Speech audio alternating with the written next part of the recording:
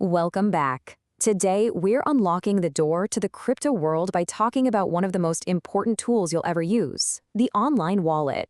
Seriously, if you've ever wondered how to actually get started with something like Bitcoin or Ethereum, well, this is it. This is where it all begins. So, are you ready to jump in? If the answer is yes, then you're in exactly the right place. We're going to break down what these wallets are, how they work, and probably most importantly, how you can use them safely. Here's a quick look at what we're covering. We'll start with the basics. Think of it as your gateway. Then we'll get into a really crucial question. Who's actually holding the keys? After that, we'll talk about why they're so popular, touch on the risks you need to know, and wrap it all up with a safety guide to keep your crypto secure. Okay, let's dive right in. First up, thinking of an online wallet as your personal gateway to all things digital assets. So what is an online wallet? At its heart, it's pretty much exactly what it sounds like. It's a crypto wallet that lives on the internet. Sometimes you'll hear it called a hot wallet. It's basically software that lets you store, send, and manage your assets. You know, your Bitcoin, your Ethereum, from just about any device you have, as long as it's connected to the web. So how does it actually work? Well, it's surprisingly simple. You just log in through a web browser or an app, and when you want to send crypto to someone, you use your private key to authorize, or, digitally sign the transaction. That's what proves you're the real owner. Once you do that, boom, the funds are sent. And the best part? You don't need any special hardware to get started. And that whole idea of a private key brings us to what is, without a doubt, the single most important decision you're going to make when you choose a wallet. So let's get into it. Who holds the keys? Right, so you've basically got two roads you can go down here. First, there are custodial wallets. Think of this like a bank.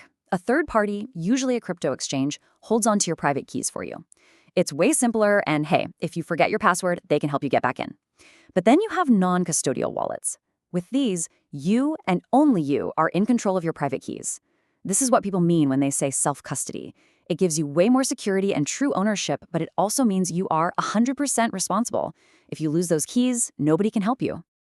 Okay, now that we've got the whole key situation sorted out, let's talk about the fun stuff. Let's talk about why millions of people are using these things every single day. Let's talk about the power of convenience. For anyone who's active in the crypto space, online wallets are an absolute game changer. I mean, the setup is super quick, transactions happen fast, and they connect you seamlessly to everything.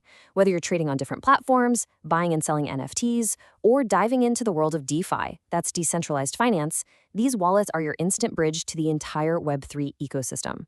But, and you knew there was a but coming, right?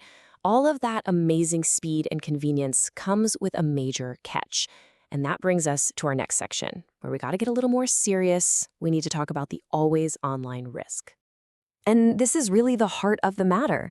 The very thing that makes these wallets so useful, the fact that they're always connected to the internet, is also their single biggest weakness. It's a trade-off, plain and simple. You see, because they're always online, these wallets are just naturally more exposed to things like hacking, really clever phishing scams, and all sorts of malware. And look, this isn't just a hypothetical thing. We've seen big exchanges and platforms get hacked. That constant exposure is the fundamental difference between a hot wallet and an offline or cold wallet. Okay, I know that sounds a little scary, but it really doesn't have to be. Just knowing the risks is half the battle. So let's move into our final section, which is all about giving you the tools to stay safe.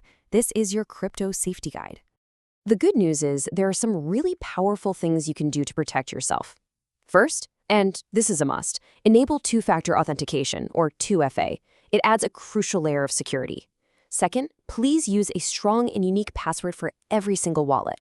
And third, and this one is absolutely non-negotiable if you have a non-custodial wallet, you have to securely back up your seed phrase. Write that thing down and store it somewhere safe, offline. And here's a pro tip for you. A lot of seasoned crypto users have a hybrid strategy. They'll use a convenient online wallet for small amounts and day-to-day stuff, but for their long-term savings, the crypto they're holding for the future, that goes into an offline hardware wallet. It really gives you the best of both worlds, convenience when you need it, and fortress-level security for what matters most. So that really leaves us with this final question to think about. When it's your money on the line, what do you value more? Is it that easy, everyday convenience, or is it absolute rock-solid security? There's no right or wrong answer here. It really all just depends on what you're trying to achieve in the world of crypto.